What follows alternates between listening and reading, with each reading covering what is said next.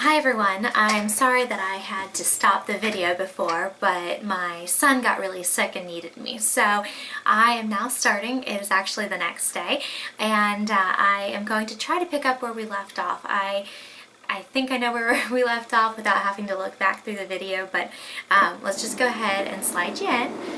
Let's jump back into the study. Okay, so we talked about Morsi was actually overthrown by the Egyptian military not too long after he got elected by the Egyptian people. Like we had mentioned earlier, the military and actually the country of Egypt had banned the Muslim Brotherhood for a long time, and this was the first time that the Muslim Brotherhood was allowed to be back into Egypt, and or really just came back into Egypt, not necessarily allowed. And so the Egyptian military overthrew and arrested Mohammed Morsi. And so the spring of 2014, the Egyptian people voted in a new president, and I apologize if I'm not going to say this correctly, but Abdel Fattah el-Sisi. Again, I probably said that wrong, so I apologize. Okay, so since the arrest of Morsi, there have been a lot of headlines that show that there's still opposition. So here again, we're talking about brother fighting against brother. There is a lot of the country that still wants Morsi in power, that wants the Muslim Brotherhood to rise up and to take over.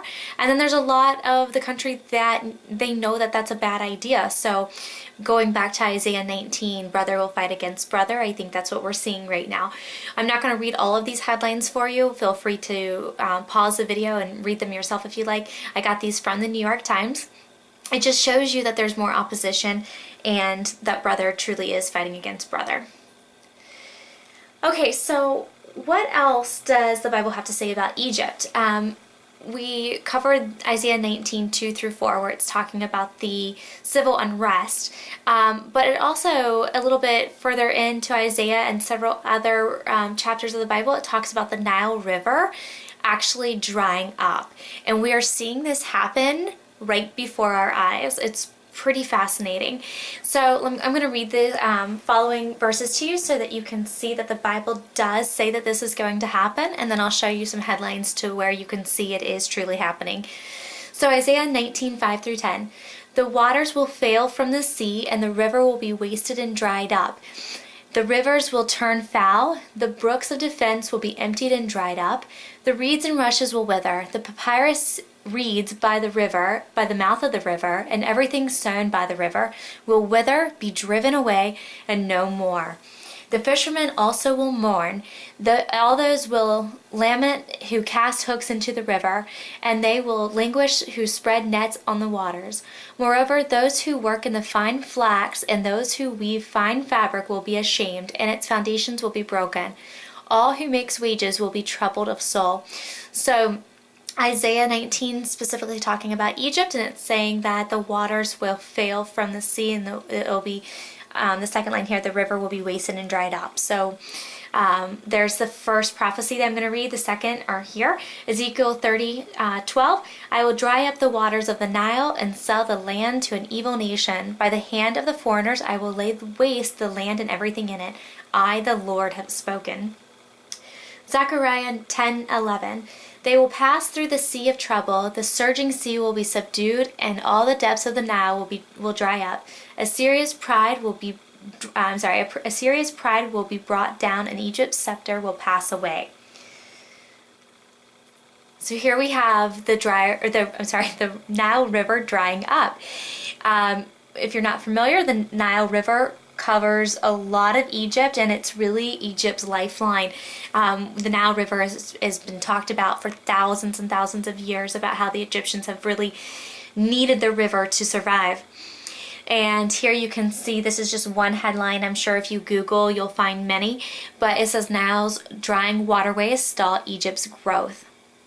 Bible prophecy fulfilled right before our eyes. Okay, let's talk about another river drying up. This doesn't have anything to do with Egypt, but since we're talking about rivers drying up, I think that this is important to note. In Revelation, it talks about the Euphrates River drying up. Now, it's important to also note here that this specific Bible verse and prophecy, it is referring to how the Euphrates River is going to dry up so that when Armageddon happens and the enemies from the east come, they're going to be walking through the Euphrates River. So I'll go ahead and read it. The sixth angel poured out his bowl on the great river Euphrates, and its water was dried up to prepare the way for the kings from the east. Okay, so Euphrates River, you can see. And then here, the headline, Iraq suffers as Euphrates River dwindles. I find this really, really incredible that, of course, I know that Bible prophecy is going to happen, and it's going to be exactly as God said it was going to be. But, when you can match things up with the headlines of today, like I'm doing with a lot of the studies that I'm going to be doing that I've done, in the past couple weeks, and that I'm going to be doing, in the next few weeks, when it matches up exactly with our headlines, I get so excited. So let's go back to Isaiah 19, 2-4. Are we seeing Isaiah 19 play out today? We don't know. And, I'm not going to give any false information and say that this is exactly, this prophecy or whatnot. I think we have to be careful when we are looking at Bible prophecy, because we won't actually know for certain if what is happening today is matching these prophecies and exactly, and this is what God was talking about exactly, until it's all over. And then we'll be able to look back and say, okay, I was right, or I may have been a little off on that. But what we do know is that since 2011 Egypt uprisings, Egyptian brother has been fighting against Egyptian brother, which you see here, brother will fight against brother. The Nile River has been drying up, as explained in Isaiah 19:5 and the other verses that I read to you as well. And Jesus specifically said in Luke 21:28, when these things begin to take place, stand up and lift up your heads, because your redemption is drawing near. What we're looking at, the people that are looking at Bible prophecy and how they match up with current day events, is we're looking to see how much of the prophecies are being fulfilled today, and if there's any correlation with the current day events and what the Bible had to say about it. Isaiah 19 still has a lot to cover. I think there's a lot of this here that has not necessarily been fulfilled yet, but are we working towards this fulfillment? I think so. Like I said, I'm not going to say that this absolutely is, brother fighting against brother with the Egypt uprisings is this exact thing. I think it is. I think this is what God was talking about for 2011 and current day. But, we are just looking at what the actual words of the Bible say, what the scripture says, and matching it up. So I think the beginning here is starting to happen, and then we'll see the rest of this probably sooner rather than later.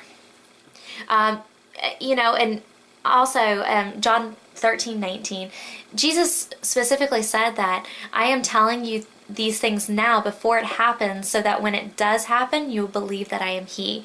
So while we won't know exactly if the prophecies are being fulfilled at this very moment, while we don't know that information today, we can only speculate that this is happening and that these are matching these prophecies. Jesus did say that we need to know the season, and that we need to be aware of everything, so that when they do happen, that we will believe that He is He.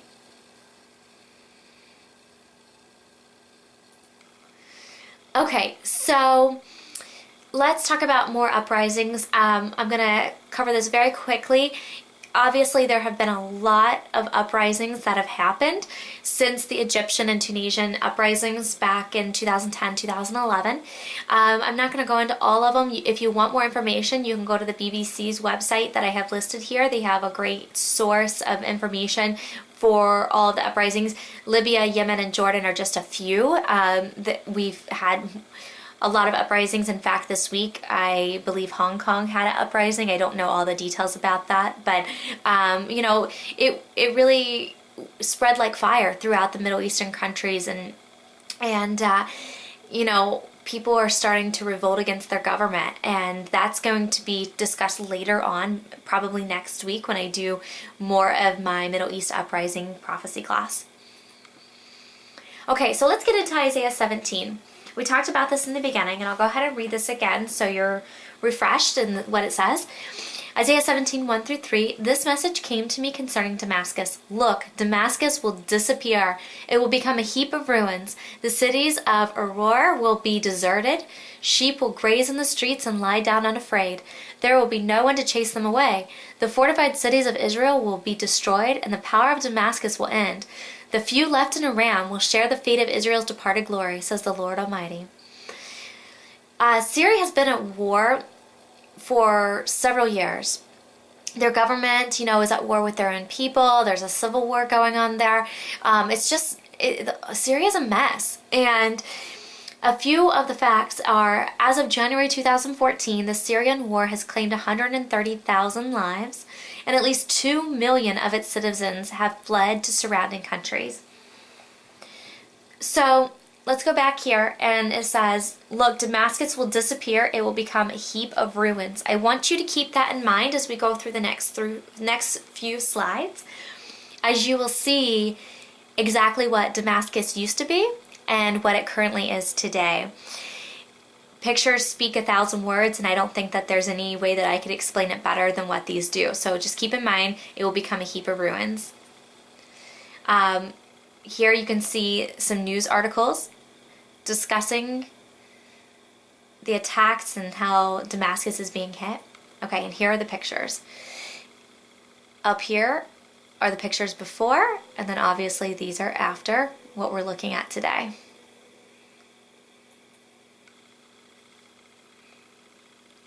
It definitely looks like a heap of ruins to me. So are we seeing Isaiah 17, happen right before our eyes? I certainly think so. But like I said, we're not going to know exactly if this is what God was talking about until, everything is said and done.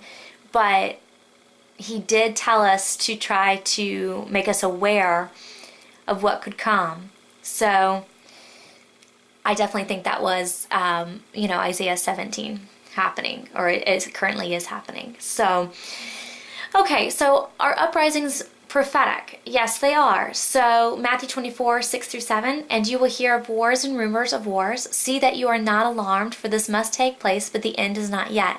For nation will rise against nation, and kingdom against kingdom, and there will be famines and earthquakes in various places. I've gone back to this verse several times because it is so upsetting when we hear, or at least for me it is, when I hear of the horrific acts that are being done every single day by terrorist groups and by people at war, and Syria bombing their own people, and there's a lot going on, and it's just so sad. But I really put a lot of my faith in this verse here. See that you are not alarmed, for this must take place. God knows exactly what he's doing. We just have to put our faith in him that he is going to provide us with a future that doesn't have all of this crime and hate and worry and sadness in the world. So that's why we're doing this whole study. Is, like I mentioned in my first class, when we talk about end time prophecy, we're not talking about a zombie apocalypse. We're talking about a new age, and a new age of what God has for us, where it's the age of perfection, where there's not going to be any sin in the world. So while the world is corrupt and every day we're hearing of such horrific stories, Jesus specifically said, see that you are not alarmed, for this must take place. This has to happen in order for God's plan to be fulfilled. There are a couple quotes that I'm going to read to you that I got from this website that you can go on if you want to look into it more. I don't know if you can see it, but the endtime.blogspot.com. It says unrest and collapsing peace talks in the Middle East are constant and troublesome, but revolutions and prophetic alliances being cemented before our eyes is quite another thing entirely. It seems that unrest, even revolutions, are catching. Yet Jesus told us in Matthew 24:7 that in the tribulation, nation would rise against nation and kingdom against kingdom. The word for nation in this context is ethnos, or race. This means that civil war will be a norm in addition to country versus country kinds of war. I think, we can all see that there's a lot of civil war, like I said in Isaiah 19, brother against brother. There is a reason all these Middle Eastern nations are in the news just now. They are prominent in the last days and in the tribulation. They are biblically prophesied to have a role in God's continuing plan of redemption and judgment. That they are nearly at the point of fulfilling that role now speaks to how close we are to the rapture.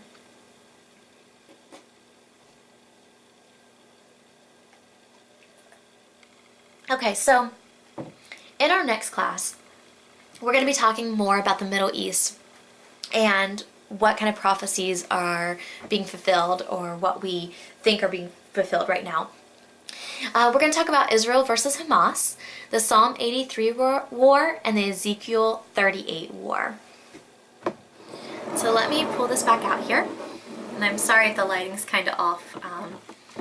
There's not really good lighting in this office. So, okay, so I don't know if I was really that clear, and I definitely don't want to confuse or give any miscommunication to anybody. So when I said, are we seeing Isaiah 19 being fulfilled, right now, and I said we don't know, I just want to make sure that I'm clear to you that I believe that Isaiah 19 is at the beginning stages of happening. We are seeing brother against brother happening. The Nile River obviously is drying up. So while we don't know 100%